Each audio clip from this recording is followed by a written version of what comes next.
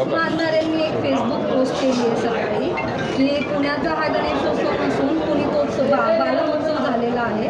कसं त्यांच्या या पोस्टकडे पाहता काय सांगता? सुषमा अंधारे या हिंदू विरोधी आहेत. सुषमा अंधारेंच्या पोटामध्ये का दुखतं हे मला कळत नाही. ज्या काळामध्ये पुण्यामध्ये विवो असेल, ओप्पो असेल अशा चायनीज कंपन्यांनी बाजार मांडला होता, गणेशोत्सवामध्ये हे जाहिरात करायचे, त्यावेळेस सुषमा अंधारे ह्या कुठं केळी खायला गेल्या होत्या का? सुषमा अंधारेंना माझा सवाल आहे की हिंदूंच्या सणांवरती तुम्ही बोलताय, हिंदूंच्या धार्मिक भावना तुम्ही कायमच दुखावता. हिंदूंचे सण सोडून अन्य धर्मीयांच्या उत्सवांना जर असे कोणी जाहिरात दिली असती तर तुमच्या मनगटात तेवढी ताकद आहे का?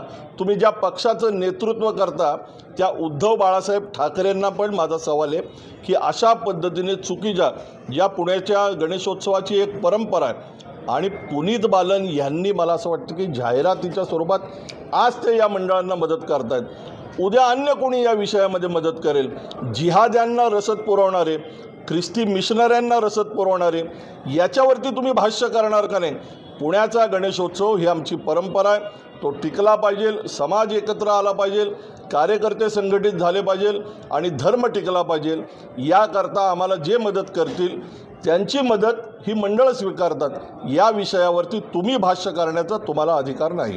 दादा, पण बालन सर जे आहेत तर ते मदत काही याच वर्षी करत नाहीत, याच्या आधी पण केलेले आहे, मात्र यंदा अशा पद्धतीने टीका करण्याचं नेमकं कारण काय असं? आणि फक्त गणेशोत्सव नाही तर सर्व सामाजिक उपक्रम त्यांच्या माध्यमातून ते राबवत असतात, सामाजिक हातभार लावत असतात. तर मी मगाशीच सांगितलं की आज गणेशोत्सवाच्याच आदल्या दिवशी त्यांना असा काय साक्षात्कार झाला की या विषयावरती त्यांना बोलावंसं वाटलं.